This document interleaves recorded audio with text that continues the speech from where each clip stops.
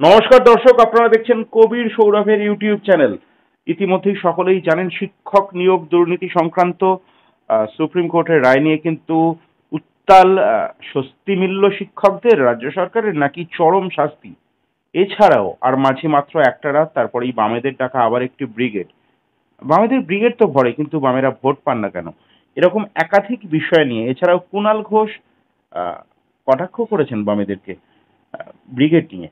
এরকম একাধিক বিষয় নিয়ে আমরা কথা বলে নেব এসএফআই নেতা, এসএফআই সর্বভারতীয় নেতা, সিপিআইএম নেতা সৃজন ভট্টাচার্যের সঙ্গে।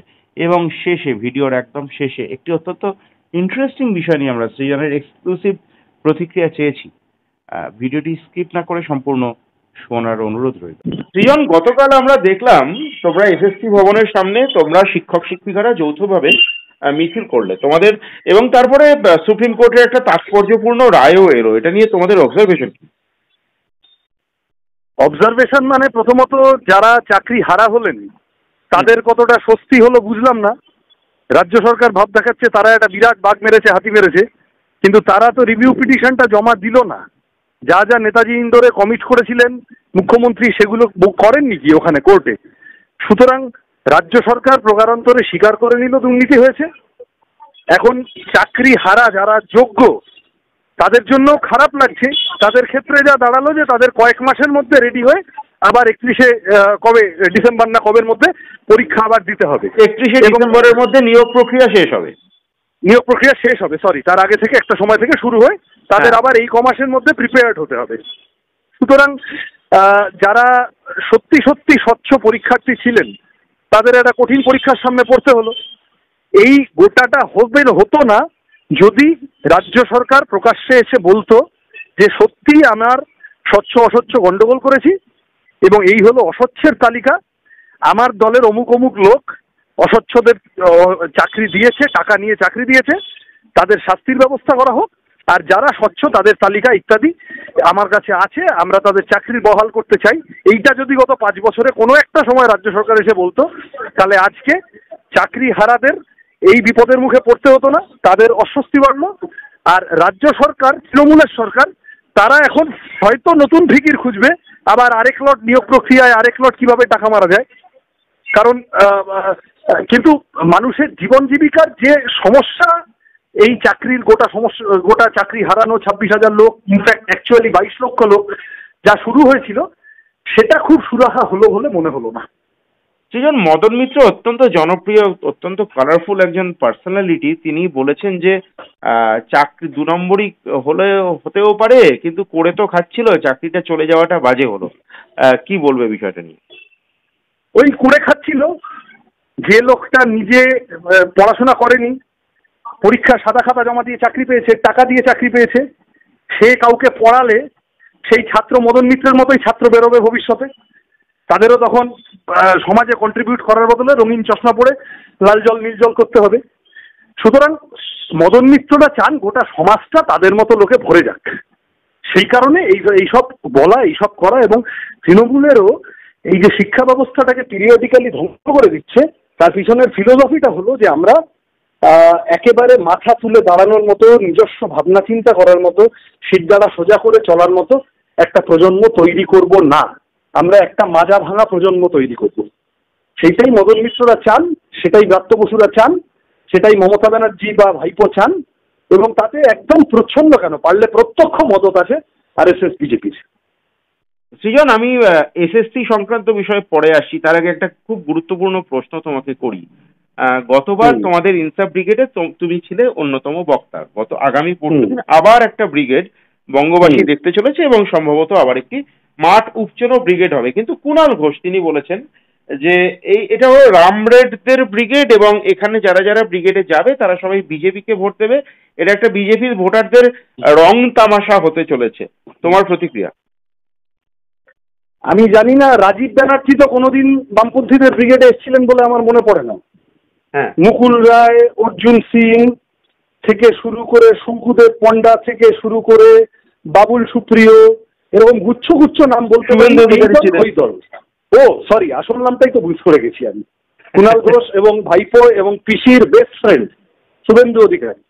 1 2 3 4, পিসি চোর ভাইপো চোর, ওই কবিতারই পরের লাইন দুটো হচ্ছে বিজেপিও পয়সাখোর, শুভেন্দুও চাকরি চোর।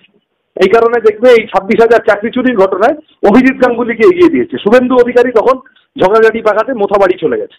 হ্যাঁ, এখন কথা হচ্ছে যে এই যে লোকগুলো এরা কোনোদিন বামপন্থীদের ব্রিগেডে আসেনি, তো তা সত্ত্বেও এরা বিজেপিতে চলে গেল কি করে? তা সত্ত্বেও এরা বিজেপি হয়ে করলো কি করে? তাই তাপস রায় থেকে শুরু করে অসংখ্য নাম বলা যেতে পারে। কুণাল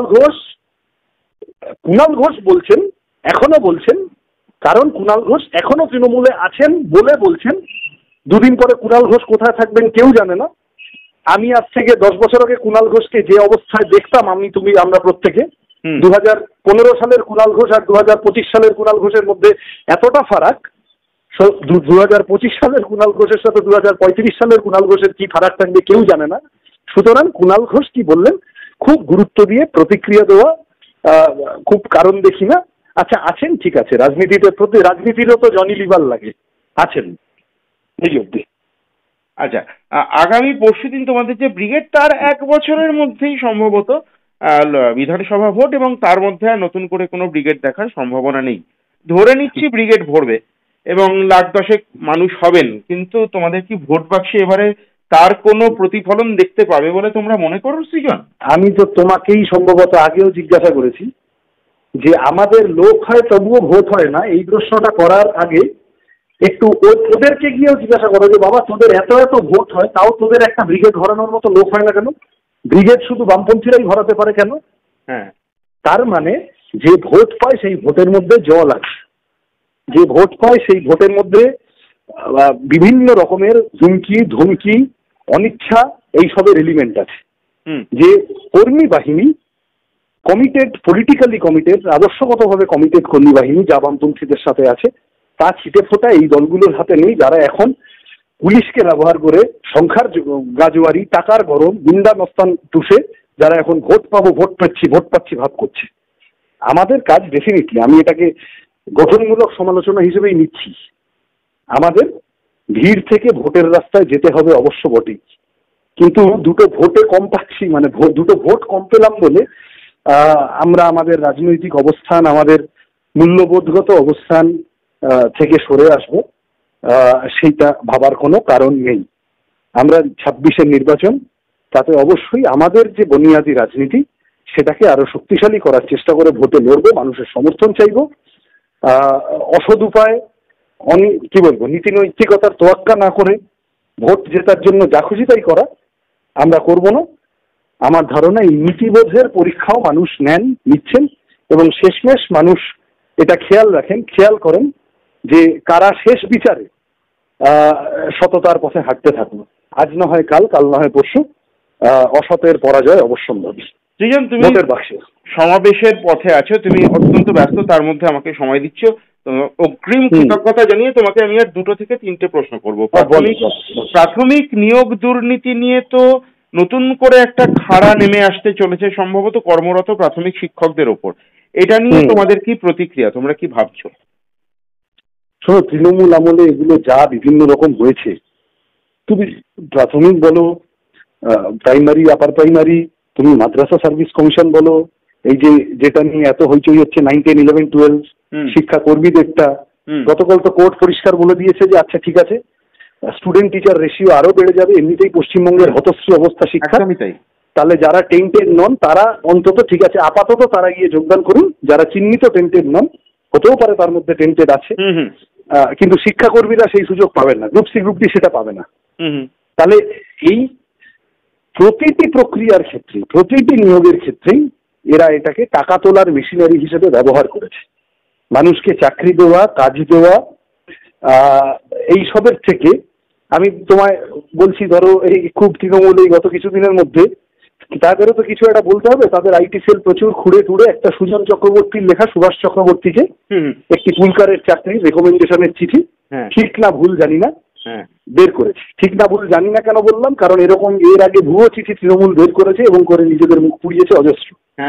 তুমি খুব ইন্টারেস্টিংলি খেয়াল করে দেখবে, যদি ধরেও নিই যে সুজনদা ওই চিঠিটি সুভাষ চক্রবর্তীকে লিখেছিলেন, চিঠিটিতে লেখা আছে যে একটি ছেলে আপনার কাছে পাঠালাম, পুলকার, ভালো ছেলে, ইন্টারভিউটা পাশ করেছে, ব্যাস।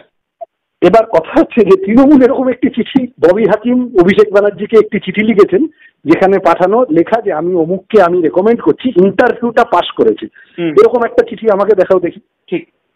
আমার পরিষ্কার কথা হচ্ছে যে এই যে সাদা খাতা জমা দেওয়া বলো, র্যাঙ্ক জাম্প বলো, প্যানেল এক্সপায়ার হয়ে যাওয়ার পরে নিয়োগ বলো, এই সমস্তটা প্রাথমিক থেকে শুরু করে সর্বত্র এই ধরনের অভিযোগের বন্যা আছে।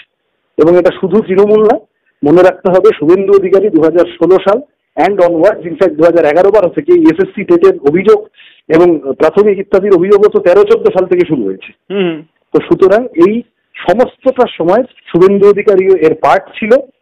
বিজেপিতে এখন বসে আছে আলো করে অন্তত 1 ডজন নেতা তখন তৃণমূলের পার্ট ছিল, এবং তারা একদম বলে না মিলবাটকে খেয়েছে, একদম সেইভাবে তারা এটা করেছে। ফলত আমরা চাকরি প্রার্থীদের পাশে থাকবো, প্রতিটি আন্দোলনের ক্ষেত্রেই এটাই আমাদের অবস্থান থাকবে যে যারা স্বচ্ছভাবে পরীক্ষা দিয়ে চাকরি পেয়েছেন বা যারা কোনো রকম অন্যায়ের হাত ধরেননি, আমরা তাদের সাথে আছি।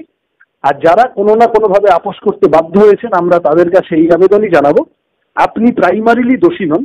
প্রাইমারিলি দোষী সেই লোকটা যে আপনার থেকে টাকা নিল, তার এই অন্যায়কে প্রশ্রয় দেওয়া উচিত হয়নি, কারণ সে সরকারে আছে, সে নীতির বিধান সে দেয়। সুতরাং সে যদি এই ধরনের দুর্নীতিতে জড়িয়ে থাকে, আপনি প্রকাশ্যে আসুন, কে আপনার থেকে টাকা নিয়েছিল তৃণমূলের তার নাম বলুন, তারপরে টাকা কি করে ফেরত করতে হয়, তাকে কি করে জেলে পাঠাতে হয় আমরা বুঝে নেব। আপনি অবশ্যই আপনার চাকরি যদি আপনার মেধা এবং সব মিলিয়ে প্রাপ্ত নম্বর ইত্যাদি ইত্যাদি সবটা থাকে, তাহলে আপনি আজ নয় কাল চাকরি পাবেন।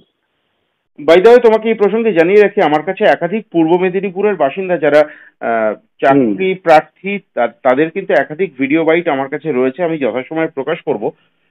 এটা কিন্তু করোনার মতো পূর্ব মেদিনীপুরে কিন্তু এই ব্যাধি ছড়িয়ে পড়েছিল, ঠিক আছে? যারা অত্যন্ত গুরুত্বপূর্ণ কিছু ডকুমেন্টস আমার কাছে রয়েছে, আমি তোমাকেই প্রথম বলছি, আমি এটা কিন্তু যথাসময়ে প্রকাশ করব সোশ্যাল মিডিয়ায় অবশ্যই। আমি অনুরোধ করবো তুমি এটা যত দ্রুত সম্ভব ব্রেক করো।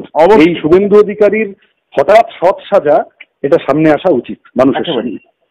একেবারে অন্য স্বাদের একটা প্রশ্ন করে তোমাকে এই কথোপকথনটা শেষ করবো। ব্রিগেডে দেখা হচ্ছে, সেটা হচ্ছে তোমার গানের দল আবার নতুন করে আসছে, নতুন করে নতুন রূপে, এই বিষয়টা একটু দর্শকদেরকে বলো, তোমার গানের এবং কয়েকজন বিষয়টা নিয়ে। আমি একটা গানের দলের অংশ ছিলাম, আমার পরিচিতরা জানেন, খুব তো সেই অর্থে মানে নামকরা দল যাকে বলে সেরকম খুব ছিল না।